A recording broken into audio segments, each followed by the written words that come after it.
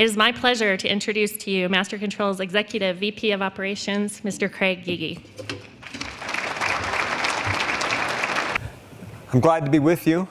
I've had a pleasure of meeting a lot of you, not each of you yet, but hopefully I will by the end of the conference. This is my first year at MasterControl, so this is the first time I've had the chance to be at the summit, and it's been a great experience to talk with you. I want to start by talking about interactions with customers. And sometimes interaction with customers can be very dangerous. I don't know if you have ever had an experience like this before. But at MasterControl, we're undaunted. We still go out there and we look for customer input and feedback. It's very important to us. And we call it seeking out the voice of the customer. And it's actually one of our important things that we're doing. We do it for several reasons, but we're trying to get input and feedback on things like our product features, on our services, on the way we do billing, the way we do our conferences even. So it's very important for us to understand what you need and what you want and what makes you successful. The whole reason is so that we can provide greater value to you. And that's our whole goal at MasterControl, to provide you greater value. And that's what John spoke about yesterday. One of the ways we do this is our Customer Advisory Board. Have you heard about our Customer Advisory Board? Good. It's 10 to 15 members here. We have most of them here today. And they come from various industries, different size companies, different types of installations and implementations, but they advise us on the key decisions that we make. And they even lead things like our regional user groups. The benefits to our CAB members, there's a lot of benefits. They get advanced review of many of our products and features. They influence our decisions. That last one there, they don't get paid. I'm sorry. They wish they did. They probably ought to, but they don't. But I want to now, at this time, just to take a little diversion from the main topic and have our CAB members come up. And we wanted to thank them and recognize them. Our CEO, John Beckstrand, is going to help me out with this. So I'll call their names, and if you can come up here, CAB members. Julie Bankas from Smart Practice, Jody Canadis from Rain, Catherine Fries from MedTalks, Michael Frost from Radiometer, Darren Jordan from Bard, Robin Joyner from Sea Launch, Priti Lalka from Salix, Tamika Leon from Live TV, Monica Lopez from One Lambda, Julie Morgan from Sumco, Joanne Muller from Gendex, Justin Robbins from Meridian Bioscience, Mary West from Oil States, Eden Venti from Insight, and Maria Young from Open Silicon. I wanted you all to have a chance to see them and thank them for their service. Thanks so much.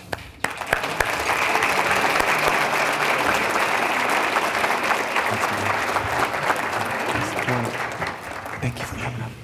Thanks so much.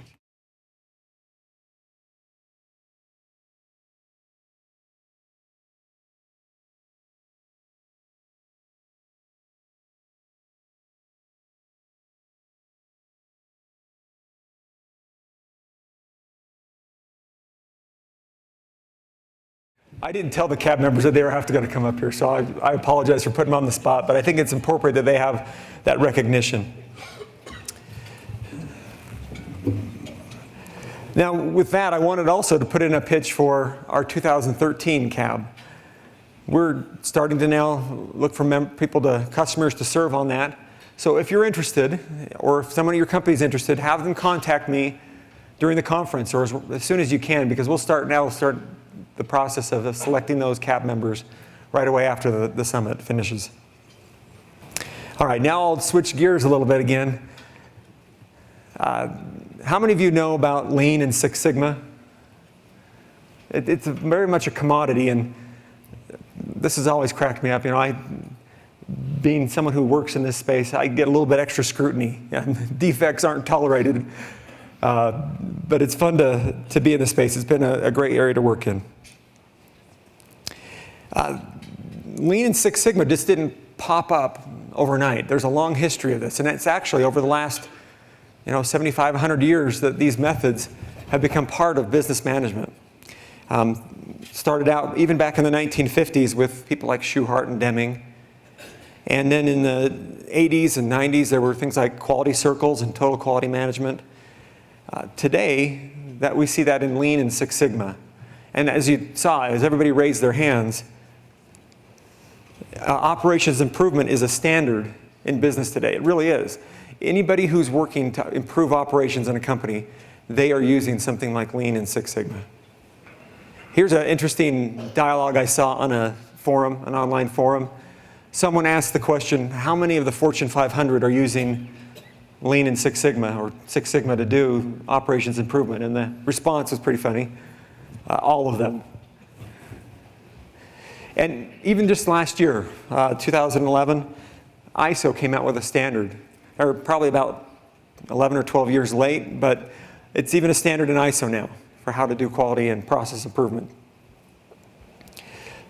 This is by no means a comprehensive list, but I just started to pull together some names that I know of companies that are doing Lean and Six Sigma, that are doing operational excellence in some way.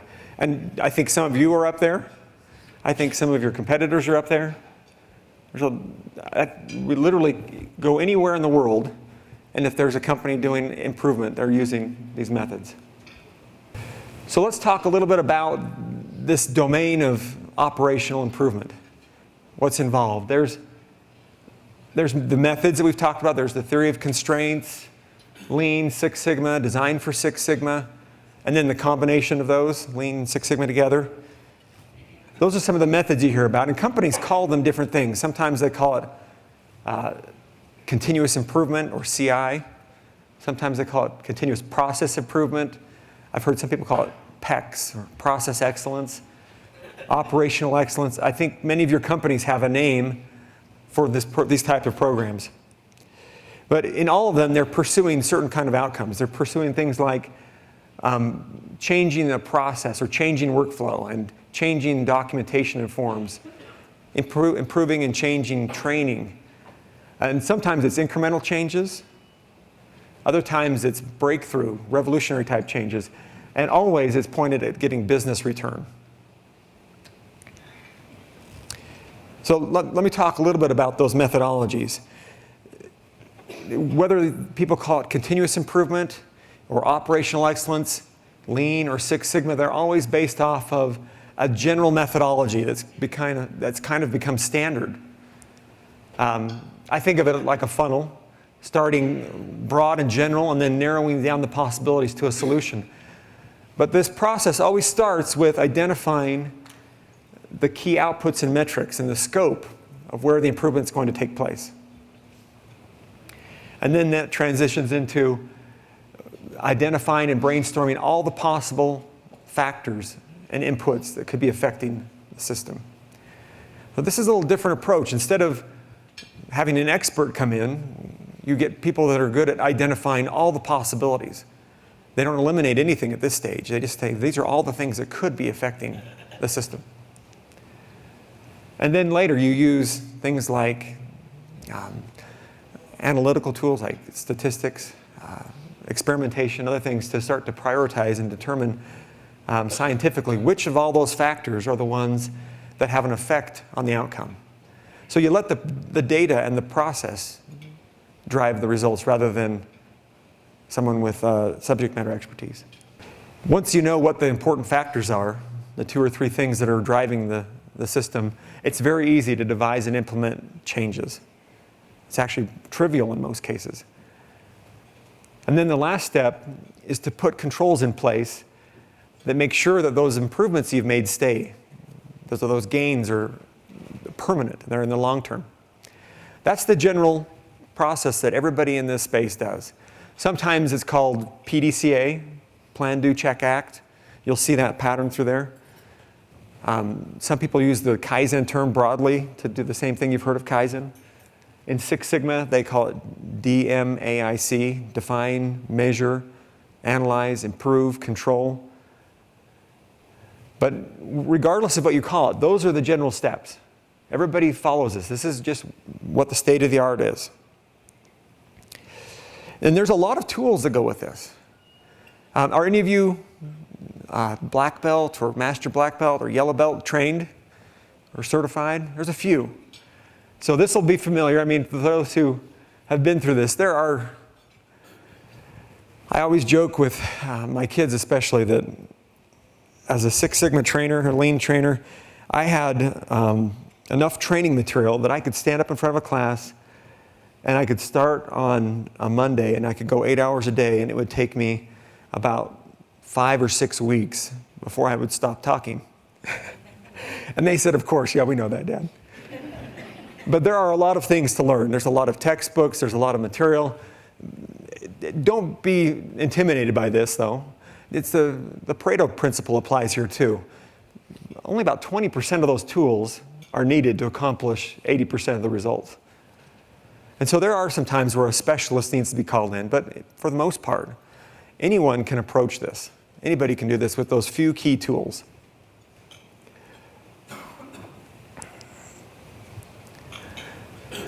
The results that companies are looking to gain from this are pretty remarkable. And over time, and with case history, they've proven to be documented to be things like 70% reduction in defects. So year over year, companies that apply these methods have a 10% problem turn into a 3% problem in the course of a year. Or they have their margin increased by 20%. Capacity is increased. Capital reduction is made. Employee morale skyrockets with this. And that's an interesting part. I think it's mostly because these methods enable employees to do the improvements they've always wanted to do, but they haven't been allowed to before. And of course, greater customer satisfaction. The focus of all this is to return greater value to the customer. All right, now that was the domain of improvement. Now let's talk about the domain of compliance or quality. I have a little lock there. And the reason for that is that it's a very different mindset. It's all the domain of the quality management systems that we work in.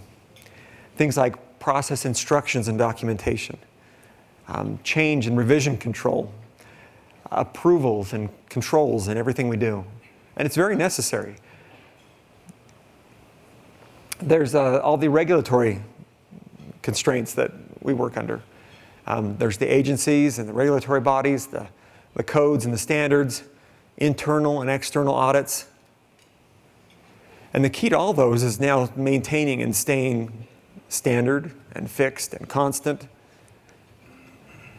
The outcomes that are sought in this area are controlled procedures, locked down standards. So again, and this is a domain that probably each of you lives in every day.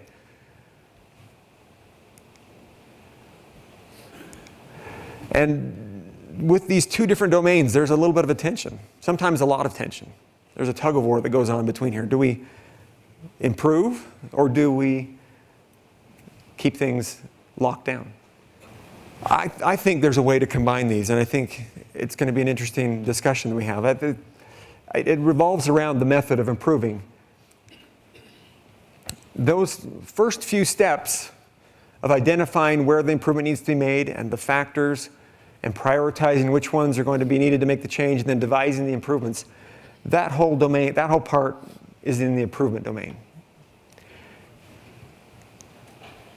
But this last part, that squarely is in the compliance domain. Placing those controls in such a way that people perform the functions in the same way every time, regardless of what happens. So when we combine these two, we get greater than the sum of the individuals. And that's where you're at. So as you look at your organization and where you sit in this process, you are squarely right there. And also, that's where MasterControl is at.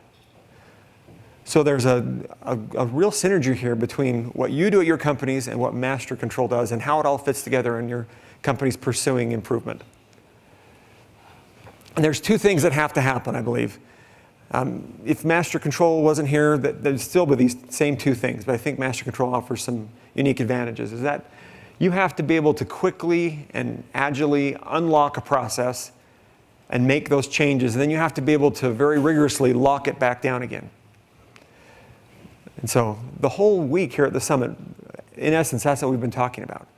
How to automate and how to accelerate those type of functions. Here's an example of just a document revision cycle. So again, this is something that we're all very familiar with, where we can now get a controlled document, collaborate on it, change it, improve it, and then control it again. So imagine the advantages this gives to somebody trying to do improvement. This is a great advancement in the area of operational improvement. I want to use a rock climbing analogy to kind of explain the role of these two together. I do a little bit of rock climbing, not a lot. This is some of the equipment that you use. This is called protection here. This is a cam. This is something you use to anchor yourself to the rocks. These are called stoppers. But I'm going to talk about two different ways you can rock climb. Here's the first one. If you only did the compliance side of things, it would be a lot like those climbers right there, where you would anchor yourself into the wall and then you would sit back and say, we're staying right here. This is where we're at. And they look like they're having a good time. But here's a better way, maybe. No, maybe not. I don't know if you can tell from the picture there, but there's no ropes that climber is using. That's called free climbing. I don't think it's a good idea, but some people enjoy it. But to me, there's unacceptably high risks, and the losses are great. And because of that, there's really not any long-term, because of those risks, there's not any long-term growth. So again, that doesn't get us there either. Do you see your companies taking one of those two methods? Which side is your company on? Are they locked in on the ledge, or are they free climbing? You wish you could control them a little bit more?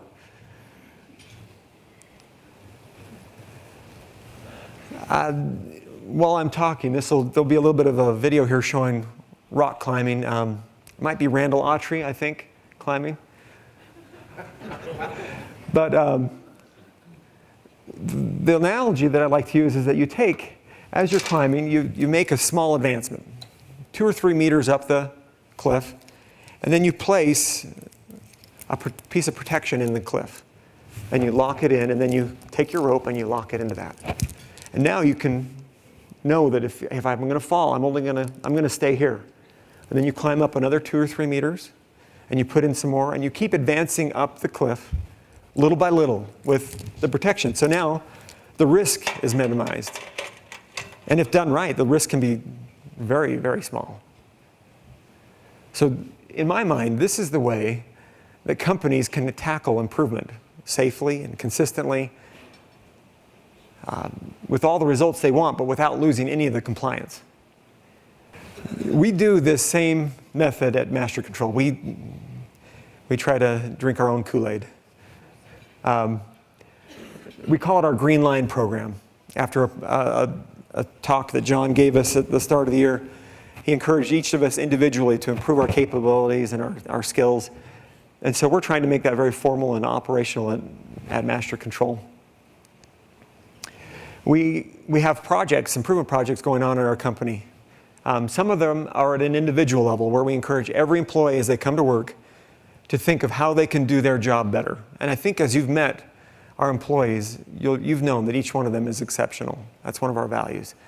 And so each one of them is looking for ways, how can I do what I'm doing better today? How can I help the customer more today? But we also do departmental improvements, or Kaizens, where our tech support team will come together and say, how can we respond better to questions about support on solution packages? Or how can we reduce the abandon rate on our calls, or any of the other things that happen within that department? And each of our departments are doing these things. We've had conferences where we've come together with our sales teams and with our services teams and with tech support and with development, all of them coming together to figure out how they can do the department work better. We also set aside time each month where we have a cross-functional team come together to work on a broader project where there's a process that may span several departments. And we set aside time that's very valuable to now go through the process and go through that same process where we identify what needs to be improved. What are the key factors that need to be changed? What are the changes? And then what do we need to do to lock these in? And we use MasterControl to make those changes, to control those changes. We have a little summary here that it shows all the tools as we put them together. It starts with, in the end, it's going to look like a house, but we start with the roof, and this is our goal. We're trying to get to things like customer success and high employee morale and business ROI. And the things that those are founded on, the foundation, are things like operational stability, where we know that when we do a process, it's going to happen the same way every time. That when, no matter which tech support engineer you call, it's going to be treated in a standard way. And then we add to that things like just-in-time methods, customer demand and tack time, single-piece flow, quick changeovers, as well as things like built-in quality and built-in expertise with Poka-Yokes and in-process quality control. And we feel that everything that we do is held up by our people. These are not tools or systems that run by themselves. The expertise and the knowledge comes from the people that are using them. We've had some great early successes. We started this program in about May or June of this year, and we've already had some great successes. For example, in our order to fulfillment process, we've gone from 2 weeks to 2 minutes for processing orders from existing customers. And hopefully some of you have experienced that difference. That's a huge change for us. And that constitutes a large part of our business. Another one is the point-to-point update process. Again, from a longer time, 2 weeks, down to 20 minutes. So we now are able to give you an update, a point-to-point update, almost immediately, as soon as you need it. It makes the whole validation process, changes the game on that front. Another one that we've done is trying to figure out a better way for our customers to get answers on some of the out-of-the-ordinary questions, like support on solution packages. And those are the kind of things we're putting in place. But we've had some great successes. Our teams have had good results, and we're encouraged, and we're excited to see it keep going forward. So I want to begin to end with some things I think you should do. As you leave the summit, as you think about how you can impact your companies, I want you to remember that every one of your companies is trying to improve. And it's very critical. The executives at your company are speaking and talking about how can we be better? How can we improve operations? And you hold a pivotal role. And so here's what you can do. I think you can seek out people that are directly involved in the improvement side. They'll have different names at each of your companies. Some of them might be black belts. Others might be lean senseis or whatever they call them at your company. But you should go find them. And then you should offer your support and participation in those kind of improvements. There's nothing better than knowing that, hey, here's somebody that wants to come and help and they're offering to help. You're going to build a lot of credibility with that. Of course, you'll have to learn some of these improvement methods, but I think you know most of them already. If you've been around quality for any length of time, you probably know that 20% that you need in order to make that impact. And then here's the part where I think you can add the value that others in your organization may not see is you can show them how MasterControl and how your quality management system can be the linchpin, can be the key to those operational excellence improvements. So you hold that spot. You're the one in that critical position.